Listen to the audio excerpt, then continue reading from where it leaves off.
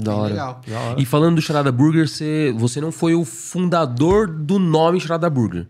Mas aquela mescla de hambúrguer com game, a ideia foi tua. Como que foi esse comecinho aí também? Conta pra gente. O Charada, ele surgiu já no finalzinho ali, entrando em 2018, né? Quando eu tava finalizando a escala desse produto, que foi o fliperama portátil, onde eu conheci, né, os meus sócios, que é a Edinalva e o Maurício, que é o fundador do Charada Burger, tá? Eu sempre vou honrar e respeitar a história deles. E eles eram numa garagem. E na ocasião, fui conhecer, né, através de um acontecido. E aí o rapaz, que era um amigo que me levou nessa garagem, falou assim, olha, aqui você vai comer o melhor hambúrguer da sua vida. Aí eu olhei e falei, é sério? Naquela ocasião eu realmente fiz essa cara. E tipo assim, falei, sério que é aqui? Porque não era um ponto comercial. Sim. Era literalmente uma rua residencial. E só que quando eu cheguei lá, eu fiquei de cara. Porque ele falou, você vai comer o melhor hambúrguer da sua vida aqui nessa garagem. Eu não tinha visto, até pisar dentro. E era tudo muito bem feito, muito bem caprichado. Eu até mostrei a foto pra vocês no off. Sim. Então assim, eu fiquei encantado com o capricho do pessoal. E aí quando chegou na minha vez do hambúrguer, o hambúrguer acabou. Aí eu falei, como assim na minha vez acabou? Dá um jeito aí e eu quero comer, porque fizeram a propaganda. Puta expectativa, né, velho? E aí eu comi, o hambúrguer era maravilhoso, realmente. Eu falei assim, olha, tô vendo que vocês estão com uns probleminhas aí, eu posso resolver? E aí eu fiz uma proposta de sócio investidor anjo e no outro dia a gente virou sócio. E no outro dia eu aluguei também já o primeiro Charada Burger, que foi em Pirituba. Então foi muito rápido. Caraca, que louco. Então você viu um negócio ali que tava pequeno, porque provavelmente não tinha um capital de giro, alguma coisa, um valor a ser investido ali. Aí você tirou eles dali, colocou em outro lugar e virou sócio dos Exatamente. E aí eu trouxe a temática. Eles entraram, então, naquela ocasião com a mão de obra, que esse é o nosso combinado. Vocês entram com a mão de obra, eu entro com a temática e com o investimento. E toda a parte administrativa é minha.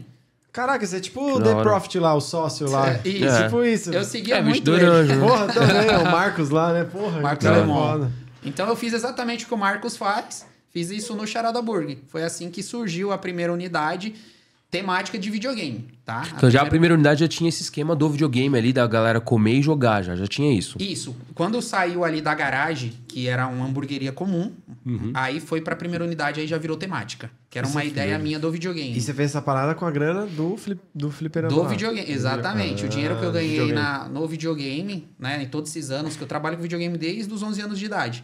Então, o dinheiro que eu ganhei com toda a minha vida, aí eu falei, olha, agora eu preciso fazer outra coisa. Porque o pessoal começou a prostituir o mercado, a copiar, começou, tipo... Nossa, geral, né? Geral, em tudo, né, na vida. E aí eu falei, eu preciso fazer outra coisa da minha vida. Mas eu não posso sair do que é a minha paixão, que é o game. E aí eu falei, olha, eu sempre quis ter uma lan house, né? Na época era locadora, pra quem é dos anos 80, dos anos 90. Falei, eu quero ter uma parada dessa. Aí eu falei, mas isso não dá dinheiro. Como é que eu faço isso dar dinheiro? E aí eu falei, beleza. Aí engraçado que eu conto essa história. Nessa ocasião que eu quis ter essa ideia, apareceu pra mim lá de Curitiba, e onde eu for em qualquer podcast, eu sempre vou honrar e respeitar a história dele, que é a Dona Pizza. É uma pizzaria lá em Curitiba, pra quem é de Curitiba, recomendo. E aí apareceu na rede social, o rapaz tinha colocado as TVs, né, antigas, TV de tubo, e os videogames mesmos, nas mesas. E aí apareceu pra mim. Eu peguei, inclusive, sem autorização dele, peço até desculpa, na época, e repliquei na página da Hercules Games, que é uma página muito famosa de videogame, muito viralizada. Só que fez um furdunço na vida dele, isso lá em Curitiba. Viralizou. Dentro da minha empresa, a empresa dele explodiu. Caraca. Aí eu olhei para aquele negócio e falei, pera aí, é mais ou menos a ideia que eu tô tendo aqui, tá aparecendo para mim, vou lá conhecer. Aí quando eu voltei de Curitiba, que aconteceu a história do Charada Burger. Aí eu falei com ele, o que você acha se eu fizer assim em São Paulo? Você quer ser meu sócio? Ele falou, Hercules, não quero, não precisa, mas pode abrir lá, não tem problema nenhum não. Ele lá é pizza e eu abri em São Paulo hambúrguer. Então deu super certo. Então, tipo assim... Caraca, Puta, ele não quis. Ele não quis ser meu sócio na ocasião, mas assim... Mas dá pra entender, porque o cara nunca te viu na vida, você chega lá e... Não, ele era meu fã. Ele é meu fã. A gente já tinha feito negócio junto na internet, inclusive na época que eu modificava o Super Nintendo. Ele me mandava Super Nintendo, tem até uma história engraçada, que ele me mandou uma vez 10 Super Nintendo e ele mandou, se eu não me engano, foi um dinheiro, alguma coisa, dentro do Super Nintendo para que eu tivesse acesso. Tipo, ninguém desviasse. Então tem uma história bem legal no meio disso tudo, só que a gente não se falava assim, né? Tipo, só em grupos de troca de Facebook. Caraca. Aí eu acho que na ocasião, eu tenho comigo que ele não acreditou que a própria ideia dele iria pra frente como foi. Hoje, se eu não me engano, acho que ele tá com 2 unidades lá em Curitiba. Não me recordo, não falei mais com ele. Mas assim, Curitiba é sucesso. A pizza dele é maravilhosa lá, então super recomendado. Então, sou muito grato, porque dali veio a ideia do Charada Burger também. Eu pensei, peraí, eu sou empreendedor. Então, eu olhei todos os erros que tinha ali no negócio dele e falei, como é que eu melhoro isso daqui para que eu possa escalar? Porque o meu negócio é escala. Se você falar para mim assim, Hércules, vamos fazer isso daqui, vai me dar R$1.000 por mês, eu falo, não quero não, obrigado. Melhor trabalhar de CLT. Agora, se eu enxergar que dá para escalar, eu tô dentro. Então, o negócio dele não dava escala. Por quê? Tinha que trocar fita por fita. Eu falei, não, isso vai dar problema. Como é que eu rodo os clientes e fico trocando fita, fico colocando CD de jogo? Não é problema. E aí eu pensei, cara, eu vou colocar um computador aí dentro. E aí eu vou rodar todos os sistemas num lugar só. Mais fácil, é. Aí só funcionou. escolhe lá, fica à vontade. Aí funcionou. prático. Como eu já tinha o know-how da Hercules Games com fliperama portátil, falei, eu ponho o mesmo sistema lá dentro, a tela, 2 controles sem fio, o cliente chegou na mesa, fica jogando videogame até o lanche chegar. O lanche chegou, retira os controles por questão de higiene, acabou o problema. Porque ele tinha esse problema, o controle era com fio, aí o cliente chegava, melecava e não sei o que, ficava aquela coisa. Aí ele já solucionou também. Agora, se eu não me engano, é tudo sem fio. Então, eu fui adaptando e melhorando o negócio para poder escalar. Cara, esse negócio do videogame eu lembro também. A gente teve o maior cuidado do controle. A gente teve o maior cuidado quando a gente foi. Eu, pelo menos, tive o maior cuidado, assim, pra não melar o controle e tal. Mas ainda assim, você acaba dando uma meladinha ali, né? E sabe o que eu achei muito louco do Charada? É que não tinha tempo. É assim, cara, fica aí jogando. Sim. Tipo, você terminou de comer, né? A gente jogou pra caramba antes de comer e comemos. E aí, tipo, continuamos jogando lá e de boa. Cara, eu achei do caralho, assim. Achei muito da hora, assim. É um clima bom, o ambiente é da hora, assim. Eu fui uma vez ruim só. É que não gira tanto, né? A parte... Exato. O do cara ficar muito confortável. É ruim também isso, né? O cara ficar Então, muito pra negócio, pra confortável. você é Isso, bom pra pra mim é muito caralho. bom. Tudo isso foi pensado, né? Então, de segunda a quinta-feira, você pode ficar lá à vontade, não tem problema. A gente só retira os controles por questão de higiene na hora que chega a sua refeição. Mas de sexta, sábado e domingo, que são os dias de pico, a gente conversa com os clientes, porque todo mundo quer brincar e sempre faz fila de espera. Então a gente fala, ó, quando chegar o lanche, a gente vai retirar os controles, depois a gente retorna, você brinca meia horinha, porque a gente tá com a fila. Então a gente conversa com os clientes entendem, porque a proposta lá é familiar, né? Então todo mundo chega lá, quer jogar aquele joguinho nostálgico e acaba esquecendo do tempo. É bom que você pode demorar pra caralho pra fazer o lanche lá. Não, e tem essa também, né? Você demora no lanche Se lá demorar, tá de e o boa. cara nem tá ligando, velho. Mas mesmo eu acho que dá certo mesmo. Vê se rolar um atrasinho, acho que nem pega nada. Nem Cara, se liga. Não tem reclamação. Esse é o desafio do negócio, porque restaurante você tem que rodar. Como é que você roda num restaurante temático? Então, esse foi o grande desafio do Charada Burger. Doido demais. Fazer isso, a gente pensou muito. O que dá pra fazer é tipo, ó, sua mesa tem 10 fichas. E é isso aí. É, também fazer um controle de ficha, né? Tipo, o cara sua mesa consumiu as tem 10 fichas e Você consumiu 10 fichas. vaza. Mas, na verdade, a gente não queria ter essa limitação com o cliente, né? sim. Limitar o cliente que ele tá indo lá e ele tem tanto tempo pra jogar. Sim. Aí, pra mim, que sou do game, não fez sentido nenhum. Sim. E tem uma outra questão também que não pode, né? Você não pode ter essa questão de ficha. É coisa das leis, então não pode. Então é tipo... Tipo, se for perto de escola, você não pode ter esse tipo de controle, então... Não, Ah, é que de jogo doido. virtual mesmo, assim, aquelas 10 que aparecem sim, ali. sim, tipo, sim. 10 fichinhas virtual, nem ficha Tá. física. Tipo, ó, você tem 10 créditos. Entendi. Ou 20, sei lá, você pode jogar aí à vontade. mas eu acho que trabalhar o bom senso Mas é também verdade, se funciona, acho que é Mas muito da questão de funciona. criar a cultura dentro da galera, né? Sim. Tipo assim, você trabalhar o bom senso, o cara percebe que, pô, tem uma fila ali, eu tô jogando pra caramba, tal, vou embora, aí é legal, né? Funciona, é bom. É isso. No começo deu bastante problema, né? Porque tem gente que entende, né? Mas como é que você fala pra uma criança que ela vai ter que esperar pra entrar numa hamburgueria temática e vai ter um tempo pra jogar? Então, isso começou É um a expansão desafio. do Charada por conta disso também, né? Duas unidades já não estava mais comportando a quantidade de clientes. E aí, a gente teve que começar a abrir.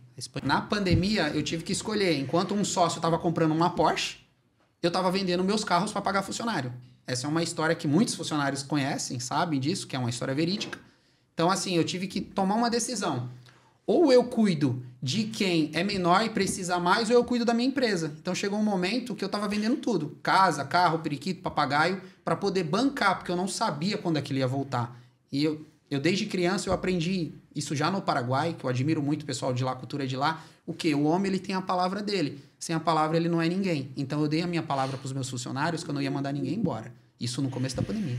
Eu não sabia o que era uma pandemia. Então, eu preferi vender o meu patrimônio, metade dele, para poder honrar a minha palavra. E honrei, graças a Deus. Sou muito feliz. Deus me deu muito mais do que eu vendi naquela ocasião. Eu sou muito grato por tudo isso. Foi a minha experiência de vida. Mas eu cheguei lá no fundo do poço de não ter mais R$1 na conta para quebrar a empresa. E aí abriu tudo de novo e eu recuperei. Mas para abrir uma franquia, quando vocês estavam abrindo lá, qual que era o investimento? O investimento de uma unidade do Charada Burger, nos números de hoje, em torno de R$1.200.000 para abrir uma unidade, porque ela é toda temática e o custo é muito alto. Tem muito equipamento, né? Exatamente. E a questão da cozinha hoje subiu muito. Então, você não consegue montar uma cozinha padrão hamburgueria industrial. E o payback era de quanto tempo? É isso que eu ia perguntar. No Charada Burger, vocês vão não acreditar, 12 meses. 12 meses? 12 meses. Bom. Tem uma Caralho. unidade que foi a de Santo André, que em 6 meses voltou um investimento de R$1,5 milhão. O turnover Retornou em 6 meses. O turnover é turnover, né? Acho que o nome. O turnover era o quê? Era em 4 meses? 4 meses. 5? 4, 5 meses. Break-even, quer dizer, né? Break-even, Turnover não, break-even, break-even. Então, Que é o zero ali e Isso, começa... isso. Dali pra frente começa a o de faturar. Santo André surpreendeu, porque foi em 6 meses. Hoje ele não é mais Charada Burger, mudou o nome depois da pandemia. É um outro caso à parte. Mas em 6 meses foi o caso assim, mais rápido de recuperação de investimento. E ele que sair da franquia? Na verdade, inclusive, tá na justiça, eu não posso falar porque corre em segredo, mas tá. tipo assim, eu aprendi a trabalhar com você, agora eu não preciso mais de você. Simples assim. Caraca, Mas consultoria total. continuou com a temática. Continua com a temática, só que não é mais o nome, Tirou né? a placa, mudou a placa e continuou e todo o acha esquema. que tá tudo certo e vida que segue, Ah, o processo dele tá rolando. Se espertão, né? Aí ele se resolva na justiça lá, o processo dele tá correndo. Boa. E se hoje eu quiser abrir uma hamburgueria com a temática, não, lógico, não com a decoração assim, mas com a mesma lógica, eu poderia. Pode, inclusive antes do Charada Burger existiam já 4 unidades, não tenho problema nenhum de falar nisso, inclusive sou fã delas, alguns são colegas de trabalho do ramo de videogame e tá tudo bem, cada um no seu espaço, desde que você não copie o que é do outro. Sim. Tá tudo certo. Agora o que não é justo é você já foi Charada Burger e no outro dia o meu cliente chega lá e tá Zezinho Burger e tá tudo igual. Aí eu não concordo, o processo Até tá o pra menu, frente. né? Até o cardápio, as coisas. O cardápio, tudo. As pessoas O acham cara só que todo cola um mundo... adesivo em cima da logo Charada Burger. Mas Isso você é tá a brincando, vida. mas foi o que aconteceu. Você tá zoando, sério? Opa! Ah, não, velho. Que sacana, Pedi bicho. perícia judicial em uma unidade É para mesmo? provar que o que aconteceu foi isso. Uma dessas unidades que foi descredenciados aconteceu perícia judicial. Sabe onde acontece Caralho, muito que isso, louco, mano? Sabe onde acontece muito descredenciamento e os caras não mudam? No posto. Imposto No de posto. gasolina. Ah, Posto de é, gasolina. posto de gasolina, pode crer. Acontece pra caramba. caraca, velho. Aí você vai lá, tá achando que tá colocando, sei lá, Shell, Ipiranga, isso aqui, vai ver na merda nenhuma. Os caras tá sem bandeira lá, mas tá lá porque não tiraram. Doido, velho. Mas isso vários. foi um grande aprendizado, né? Eu e minha sócia, a gente não tinha esse know-how de franquia, então hoje contratamos uma das melhores empresas do Brasil para fazer a formatação da marca. Mas a nossa cabeça não é mais franquia, são unidades próprias. Então a gente vai continuar o nosso cronograma, que era o quê? Ganhei dinheiro aqui, crio mais uma unidade aqui, pego o dinheiro, vou criando outra, tudo dos mesmos donos. E Mas hoje, você acha que pra gerir assim é mais fácil do que franqueado? Porque franqueado tem a questão de você também não ter aquela responsa de ir na unidade ali e tal. Tem um pouco disso, né? Eu sou chato, eu ia em todas as unidades. então aí- Toda semana eu tava... Dentro do que é o Hércules, não cabe então Não uma cabe, franquia. não cabe. Eu também acho que eu iria. Sabe por quê? Porque quando você deixa muito solto, dá muito problema. E a marca é o teu filho. Então Lógico. imagina o teu filho ali sendo largado. Então você tem que estar em cima. O que acontece com... Inclusive estava acontecendo com o Charada, era isso. Muita gente entrando e, tipo assim, as pessoas não estavam cumprindo os combinados. Então tava dando problema. E isso tá denegrindo quem? Quem criou. Lógico. Porque a pessoa tá ganhando o dinheiro dela lá, daqui a pouco ela não é mais, tá tudo bem. E você que criou a marca, como que fica? Pra fazer Não, um e acaba negócio desse aí, manchando mesmo a manter marca. qualidade padrão, mano. Tem que ter uma esteira muito bem feita, os produtos tudo padronizar, tudo congeladinho. Ah, você pega, tipo assim, tudo- vai, vamos dar exemplo, McDonald's, por exemplo. É, então, McDonald's, isso, os caras, é um processo. os caras vão lá, contratam a cozinha industrial, mas, cara, todo o cardápio ali, os ingredientes, vem do mesmo lugar. Treinamento, e aí eles processo, terceirizam, eles têm todo o tem esquema. tudo bonitinho, fala assim, eu quero que você produza um hambúrguer, mas eu vou te dar a cartilha aqui, ó. Você tem que produzir assim, assim, assim. É, e comprar de Ele tal só fornecedor, ele só tá que eles vão mandar terceirizando a pra você. operação. Mas toda a lógica e os Não, eu digo ingredientes até o vem do mesmo preparo. lugar. O ingrediente, beleza. Eu preparo os caras, tem treinamento. Segue Antes o da- padrão. Sim, isso aí. Antes da pandemia, eu já estava fazendo a locação de um galpão industrial para poder fazer toda essa operação. O que não me deixou fazer isso, sair tudo do mesmo CD, foi a pandemia. Então vocês estavam escalando já no modelo de franquia, Sim, né? porque o caixa que eu tinha era para isso, da empresa. Era para colocar tudo no mesmo lugar e todas as unidades iriam receber. Então, o que não fez eu conseguir isso, infelizmente, foi a pandemia, que eu tive que optar, né? que eu faço agora? Caraca. Vou mandar todo mundo embora. Tinha mais de 200 colaboradores. O que eu faço com essa pessoa, com o pessoal todo desse daí? Cara, você foi, tipo, um cara muito... Muito firmeza, né? Porque mano? você tinha todos os motivos e desculpas Sim. pra mandar a galera embora. Eu não consegui. Na verdade, eu conto isso onde eu vou.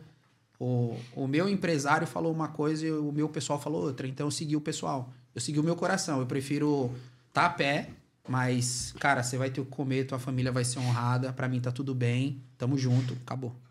É só isso. E você fez delivery, se virou no... A gente não era consolidado o delivery.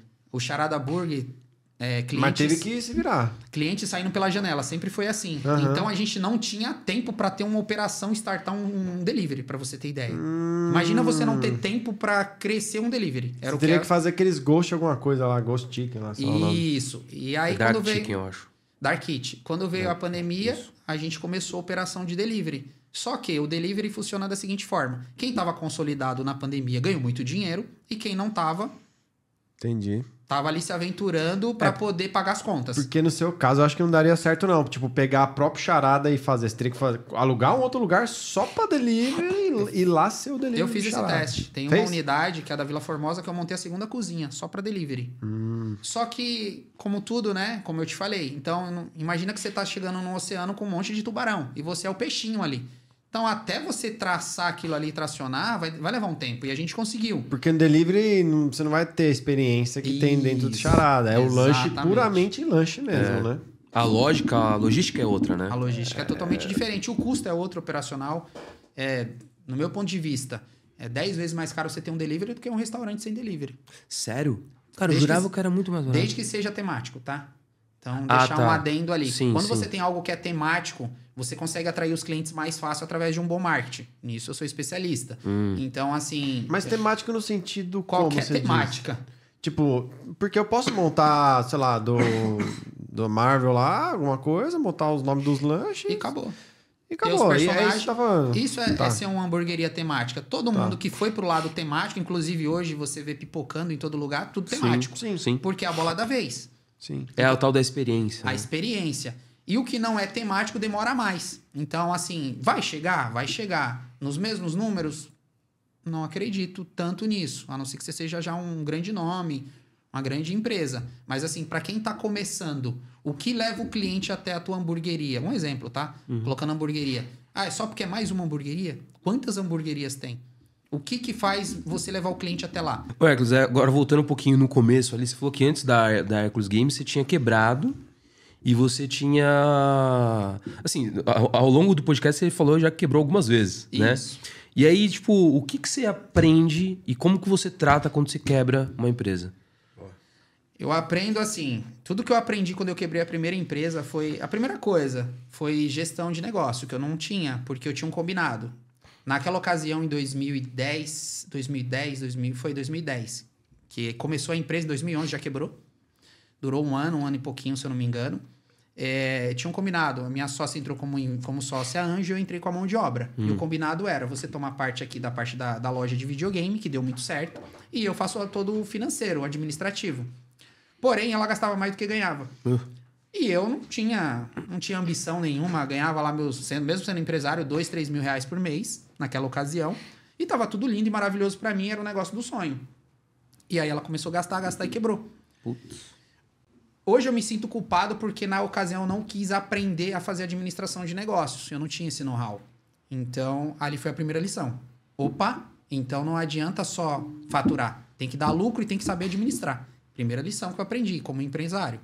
Primeira empresa quebrada. Beleza. Fui trabalhar de corretor de imóveis. Na sequência, eu estava quebrado. A empresa ficou devendo quase 1 milhão para o banco. Fui trabalhar de corretor de imóveis. Fiquei 6 meses, bati na trave em coisas muito grandes, não deu certo. Depois voltei para minha área, sou formado em eletrônica. Fiquei 2 anos trabalhando na 25 de março, em manutenção, assistência técnica. E ali eu enxerguei tudo isso que eu tô te falando, todos os meus erros. Então, todo dia que eu ia trabalhar, eu costumo falar isso, eu ia revoltado. Eu dava o meu melhor. É tanto que eu sou referência lá na 25 em questão de videogame. Mas assim, eu ia com sangue no olho. O porquê que eu tô aqui. O porquê que eu cheguei aqui de novo de funcionário. Que não é demérito nenhum, mas... Sabe quando não tá no teu sangue trabalhar pros outros? Eu sempre fui assim. Eu posso vender no farol, igual eu já vendi, Mas, assim, me colocar para trabalhar CLT, eu não consigo ficar sentado na cadeira. Tenho TDAH. Então, vocês já imaginam que é bem complicado seguir regra. E aí eu falei, não, eu vou aprender com os meus erros e quando eu sair daqui e pagar minhas dívidas, eu não vou quebrar a próxima empresa. E aí comecei a estudar. Comecei a estudar. Só que eu comecei a estudar os grandes. Então, eu via lá o Érico Rocha, eu via o Steve Jobs, eu via o Bill Gates. E eu ficava encantado como foi que esses caras chegaram aonde chegaram. Porque tem muitos deles chegaram do nada. E era a mentalidade que eu não tinha quando eu era empresário. Então, a partir do momento que eu mudei o meu mindset, eu comecei a entender, a poupar principalmente, e aí começou as coisas a fluir. Então, comecei a voltar ao meu negócio, comecei a vender no metrô, vendi um videogame ali, outro aqui, comecei a fazer tráfego regional, aí começou um indicar para o outro e a coisa foi crescendo. Nisso eu fui saindo, fui pagando as dívidas, fui criando caixa, fui tendo administração, fui estudando, tudo pela internet. Estudando, a coisa foi acontecendo. Vai voltando pro lado mais empresarial teu, assim. Quando você vê um negócio, eu entendo que, tipo, você observa o negócio e fala assim, cara, isso aqui tem esses parafusos pra apertar, foi no caso do Charada Burger e tal, mas pensando no perfil do sócio. O que você enxerga no sócio? Porque também o cara pode ter a melhor ideia do mundo, mas o comportamento do cara, você vê que não é muito... Não vou nem dizer índole, mas o comportamento realmente fala assim, cara, não dá pra fazer negócio com esse cara. O que você procura no sócio? Que a gente tem, com certeza. Eu procuro lealdade. Pra mim é o principal pilar. Lealdade. A lealdade, pra mim, fala mais que qualquer outra coisa. Então, a lealdade é no sentido do quê? Na hora ruim, tamo junto. Na hora boa, tamo junto. E assim, não vou te deixar na mão nunca. Saber entender isso. Pra mim é o principal. O principal é a lealdade. Então, eu testo muito bem, porque as pessoas, elas mudam, né? Então, ou mostram quem elas realmente sempre foram, quando o dinheiro potencializa elas. Entende? Então, já aconteceu com alguns sócios, o dinheiro potencializou e a pessoa se mostrou outra coisa. E aí, a gente viu quem é quem. E quando não tem dinheiro, a gente também vê quem é quem. Entende? Então, hoje eu procuro, assim, lealdade. Legal. O dinheiro você encontra em qualquer lugar. Sociedade você encontra em qualquer lugar. Tem um monte de gente aí com dinheiro que precisa de alguém que está sem dinheiro. Só que ainda não se encontrou, não se cruzou. Mas ele precisa, esse que tem dinheiro, ele precisa de uma coisa chamada lealdade. Porque muitas das vezes você escala a pessoa, coloca ela num outro patamar e depois ela pisa em você. Ela passa por cima de você, ela quer te atropelar, ela quer ser dona do teu próprio negócio, igual já aconteceu comigo com a minha sócia. E isso é o que mais tem. Então, você pode contar algum episódio assim que foi muito extremo pra você? Tanto com a grana auge, e tanto né? quanto na merda, assim. cara, eu conto episódio de pessoas que eu jamais esperei que um dia poderiam me falar assim, olha, se você precisar de mim, eu te ajudo. Gente que, tipo assim, eu nunca contei. Eu nunca Nem contei. E a pessoa imaginava. apareceu. Imaginava. E a pessoa, tipo, Estendeu. me estender a mão e eu olhar e falar assim, cara, não tô acreditando. Essa pessoa, tipo, a última pessoa que você vai imaginar pra te estender a mão. E gente que você colocou aqui, que não tinha nada, do cara pisar em você e querer tomar o que é seu. Querer tomar? Opa! Por isso que eu falei que eu vou fazer uma biografia. Não vou nem falar aqui, porque vai virar uma biografia sobre esse tipo de assunto. Caraca, mano. Então, eu tenho amigos, ex-amigos, né? Não posso chamar isso mais de amigo, que o cara não era ninguém. Hoje ele é alguém, graças à oportunidade que eu dei pra ele. Mas quando ele tava aqui, ele quis tomar o que é meu. Ele quis pisar em mim. É, o famoso subiu Subiu pra cabeça. Subiu pra cabeça. E não tem só um, tá? Tem mais de um. Então, infelizmente, o dinheiro potencializa o ser humano, como eu falo. Não foi um caso isolado, foi mais de um. E hoje eu sou bem assim... Eu me tornei uma pessoa mais reservada. Boa. Mais fechada, mais na minha. E Eu não como tenho identificar muitos esse amigos. cara? Tipo, já se deparou com mais de um. Como identificar esse cara? ter Esse cara, dinheiro é o homem, né? cara, Tipo isso. esse cara não dá pra confiar, eu vou tirar o pé. Tudo isso que aconteceu na pandemia e pós-pandemia me fez travar. Minha mente travou. E hoje eu sou muito grato. Eu passei por um processo de autoconhecimento de 3 meses, de coach e desenvolvimento pessoal, com José Roberto Marques. Um abraço para ele. Ah. Foi meu mentor, inclusive, meu mestre. E se não fosse esse cara, eu jamais acreditaria no ser humano de novo. Porque ele mostrou para mim que não é todo mundo que é igual. Isso é algo que aconteceu e, infelizmente, que eu encontrei no meio do meu caminho. E que eu tenho que enxergar a coisa boa por trás da coisa ruim. Sempre tem uma intenção positiva por trás de uma coisa negativa. O que é isso que você não enxerga? Ele costuma dizer que no veneno estará o antídoto. E eu demorei muito para entender essa frase. E no veneno estará sempre o seu antídoto. É a frase do José Roberto Marques. E hoje eu entendo perfeitamente. Eu só enxergava o que a pessoa fez comigo. Mas eu não enxergava o que ela me mostrou, que eu poderia tropeçar muito maior na frente com outras pessoas. Aprender com aquele tropeço, com aquele né? tropeço. E poder você subir mais o degrau. Exatamente. Né? Então hoje, quando algo de ruim acontece, eu falo assim, peraí, por que isso aconteceu? A coisa que eu aprendi, assim, que mudou pra mim, quando eu conheço pessoas novas, é assim, a história de cada um é a coisa mais importante, mais bonita da vida da pessoa. Então, a sua história é diferente da dele, diferente da minha. Então, quando eu quero conhecer uma pessoa, até mesmo para fazer negócio, eu sento na frente dela e falo assim, me conta aí um pouco mais de quem é você. Como que foi tua infância, como que foi tua vida, o que você tinha quando você era criança. E aí eu vou entrando. Vou entrando, a pessoa me contou a vida dela. A partir dali, eu sei se ela é uma boa pessoa, se ela é uma má pessoa, se ela tem segundas intenções, o porquê ela tá triste naquele determinado dia, o porquê ela tomou aquela determinada ação. Às vezes as pessoas elas não entendem o perfil comportamental de cada pessoa. Então, ele ali é mais quieto, mas é o perfil comportamental dele. Ele é um analista planejador. Eu já sou um comunicador executor. São perfis comportamentais. Quando você aprende sobre isso, você aprende que não é porque ele é quieto que ele não tem o valor dele no mercado. Ele tem um valor sim. Só que assim, não para essa determinada função, não para essa atitude. Então você também aprende a ler esses comportamentos quando a pessoa não está bem. E aí você consegue atuar. Você consegue ajudar a pessoa. Olha, mas olha o lado positivo por trás dessa situação que aconteceu. Por exemplo, hoje sua filha caiu e quebrou o braço. Mas você já pensou o que poderia ter acontecido se isso não tivesse acontecido? Qual que era o propósito disso acontecer? É aquela história lá, né? Que poderia ter sido uma coisa pior. Então você começa a olhar o mundo de outras formas. Então você não julga mais. O eu julgador não existe. Eu fico curioso por que a pessoa está com aquela determinada ação, aquela determinada atitude. Então, poxa, ele ali é diferente de mim. Cara, o que será que faz ele ser diferente de mim? O que eu posso aprender com ele? Então, quando você aprende isso no autoconhecimento, cara, você vira outra pessoa. Você não julga mais ninguém. Pode ser a pessoa que for, ela pode ter feito o que for, ela tem os motivos dela. Só que na ótica dela é diferente da sua ótica. Então, eu aprendi muito sobre isso. Isso é difícil, né? É difícil.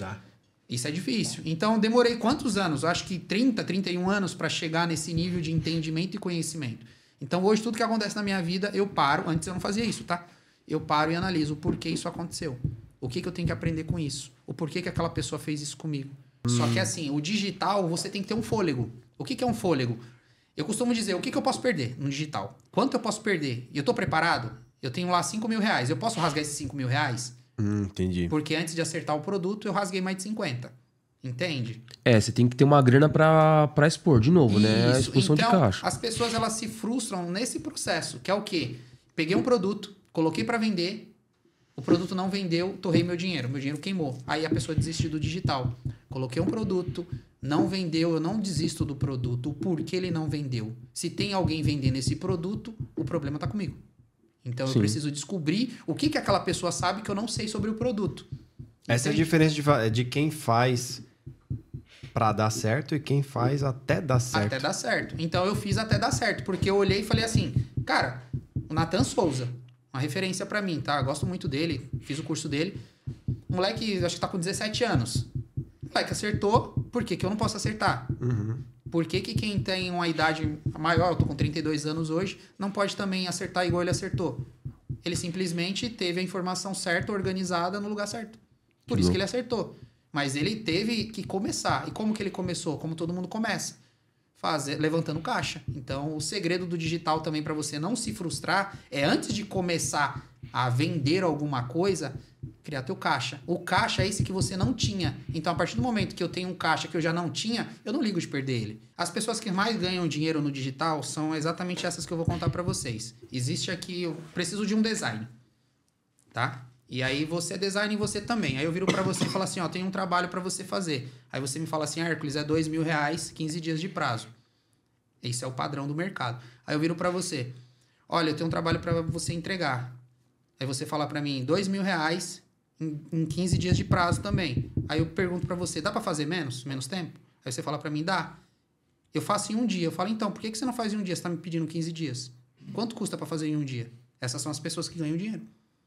Enquanto você não entender que o mundo mudou, que hoje é tudo muito rápido e que ninguém tem tempo mais de esperar nada, você não vai ganhar dinheiro no digital.